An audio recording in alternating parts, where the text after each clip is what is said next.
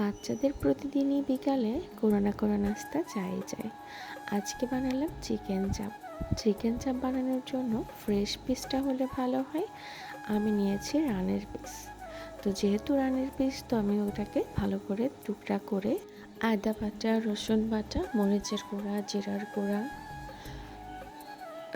Soya sauce, লবণ, তারপর গরম মশলা গুঁড়া, তারপরে দিয়ে দিলাম একটু ময়দা। সব কিছু মিলিয়ে আমি ভালো করে ম্যারিনেট করে 10 মিনিটের জন্য রেখে দিয়েছি। সাথে একটু সরিষার তেল অ্যাড করে দিয়েছি। তো রেখে এবার প্যানটাকে গরম করে ভালো করে এটাকে ভেজে নিতে হবে। ভালো করে উল্টিয়ে পাল্টিয়ে ভাজছি, আর তখন মনে হলো চাপ তো বানালাম, তো চাপটা খাবে কি দিয়ে, তখন মনে হলো কয়েক টুকরা লুচি বানাই।